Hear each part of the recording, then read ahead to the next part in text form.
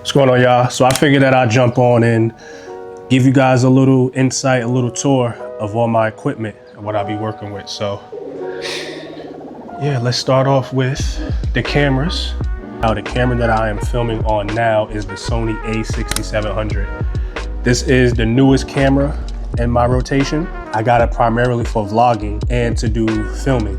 Yes, this one has a smaller sensor than my other two cameras, but it has the same sensor as the Sony FX30, which is in their cinema line. So the image quality and the colors is great on this camera. It's small but mighty, definitely packs a punch. As you can see from the quality of this video that I'm filming on, this is a great camera. I'm real happy with it. It also takes photos, so it's a good hybrid camera, but I primarily use it for video and for the vlogs. And I have the 16mm 1.4 on this camera as well. So yeah, I'm definitely enjoying this camera. You know, I like to call myself a budget photographer. I don't like to go out there and spend crazy amounts of money. So when I was looking for a vlog camera, you know, you got the FX3, which is, I feel like it's a great camera, don't get me wrong, but might be a little overkill for vlogging because it is expensive. Not saying that I won't eventually get one, but for now, I'm happy with my 6700. Also, I think the Sony ZV-E1 was another option. That one's full frame. But I don't really film at night much, so the full frame wouldn't have done me as much justice, so I just got this A6700 with the crop sensor. I have zero complaints about this camera so far. The image quality, the video quality is crazy, so I feel like that's a plus, that's a check. I feel like I made a great decision on getting this camera for now. But yeah, it's serving all my needs. So Sony a6700, that's one. Next up, I guess you could say it's 2-in-1.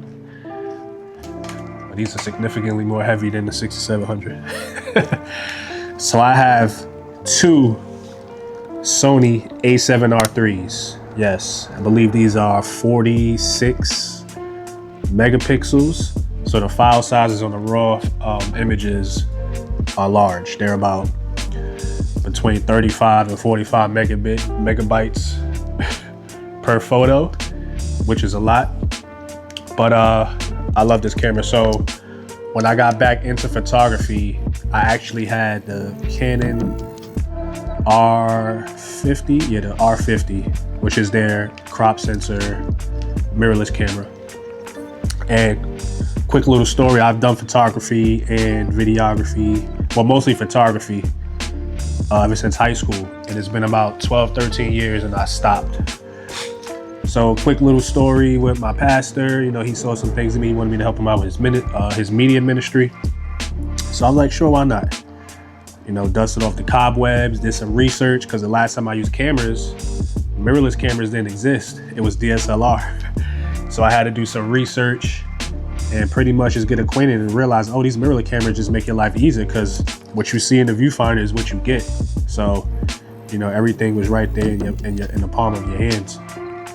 So, you know, getting that out the way, had the R50, it was cool, but I wanted to get more lenses. The Canon ecosystem, a lot of this stuff, you gotta use Canon lenses only, unless you buy like an adapter, and Canon lenses are super expensive. So I did a lot of research, found that Sony is compatible with third-party lenses, which are cheaper than the first-party lenses. So I was like, you know what, let me just switch over to Sony.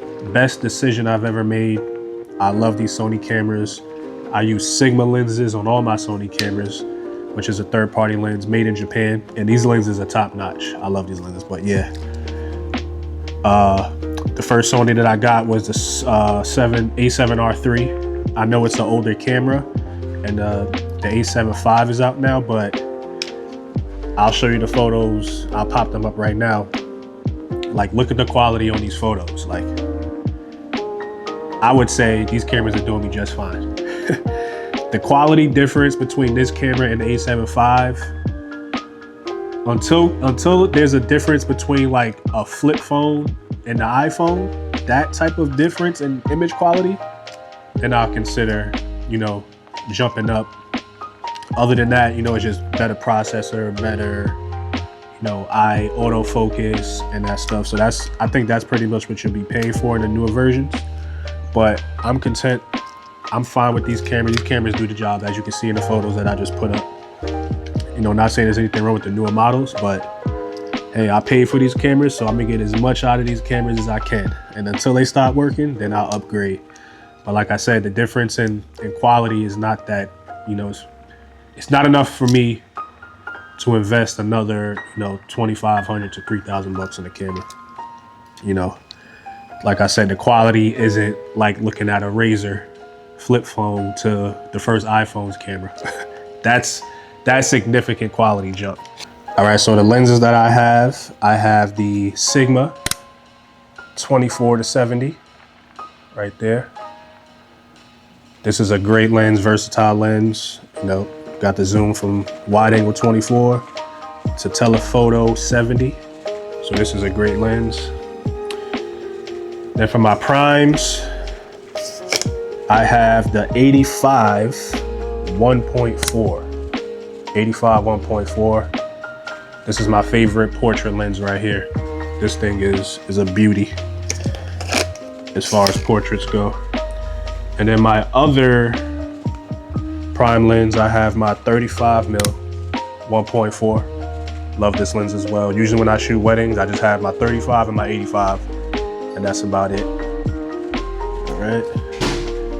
And then on my camera, I have my 16mm 1.4, which is what I'm shooting on now. I'll show you guys that. DJI Osmo Pocket 3. You guys all know this guy, right? Yeah. One of the most versatile cameras you can have. So yeah, I get a lot of shots. My earlier vlogs, I shot it all on here. So yeah, this is good to have in your pocket, especially when you want to go somewhere and want to be more discreet. This is good. The stabilization on here is next to none because it's actually a gimbal. So this is a great camera. I love it. DJI Osmo Pocket 3. As far as my mics go, which I'm using right now, I got the DJI Mic Mini. Bad boys right here. DJI Mic Minis. These work wonders. Nice and small. Great battery life. As far as my workhorse, I have the MacBook Pro M3 chip. Yes, I hooked this up to my external monitor, and this is where all the editing happens, all my photo work, all my video work. This little guy right here packs a punch. MacBook Pro M3. So for some accessories, I have my DJI RS3. This here is plenty good for what I'm using it for. The A6700 is a light camera, so this works perfectly fine with that. I don't need, you know, the newer one for more, you know, so it can handle more weight for heavier cameras. This works perfectly for me. And the flash that I use for weddings, and also when I want to get creative with my photography, is the good old, love you, is the good old Godox V1 right here. Love this guy. Lithium battery, so this thing lasts a long time, and the refresh on this is really fast. So that's that. So the ND filters that I use, you know, more budget-friendly stuff. K&F Concept. ND filter here. Yeah, this goes from ND2 to ND400. This works perfectly fine for me. They got the Polar Pros, which are, you know, they're great, but you know, these work perfectly fine. K&F Concept ND filter. And I also have these ND filters here. These are for the Osmo. So if you can see that there, a bunch of different NDs. And this one up top has the mist diffusion built in. And I also have a standalone mist diffusion as well. On the camera that I'm filming now, I have the mist diffusion on 1/4, I believe. So that's, I pretty much leave that on this camera because I just love that blooming effect. So those are my filters. I don't really have, I have a polarizer, and I have another one of these ND filters, a bigger one, but that's about it for the NDs. And yeah, that's about it. My lights that I'm using, I'm filming with, but I got a Godox here, and this is a newer brand light. This one is bicolor, and this one over here is just a regular white Sunlight, Godox, Video Light. So yeah, that's pretty much all my equipment. I also have the same version of this, but in a strobe light as well. So yeah, that's pretty much all my equipment. My 2 cameras, the third one that I'm filming on, my lenses, and you know, a small but mighty guy right here. And yeah, that's what I film on. So my philosophy is, yes, I think you should have good equipment, but you don't need the top of the line equipment in my opinion. Like I said, for what I'm doing on this A6700, it's perfectly fine for me. Whatever works for you, works for you. And like I said, I don't need to go get a $4,500 FX3 cinema line camera to do what I'm doing. I like to get, you know, the most out of my stuff. Like I said, these Sony A7R3s, these are older cameras. They got the A7 Vs out now. But like I showed you guys in the quality of my images, it works perfectly fine. So there's no need to upgrade. So do what works for you guys. As far as equipment goes, just don't feel like you have to get the best of the best, but you do have to get good equipment. Like, this is still good equipment. The camera that I'm filming on is still good equipment, but it's not their flagship equipment. So don't feel like you have to spend the big bucks on the flagship stuff when you can still get stuff in their line that works perfectly fine. Like I said, this camera has the same sensor as the FX30, and the FX30 is like the little brother to the FX3. So yeah, that's that. That's my equipment, you know, and I just feel like, you know, whoever watches this should feel encouraged that, you know, they can get, you know, budget-friendly equipment and make quality work.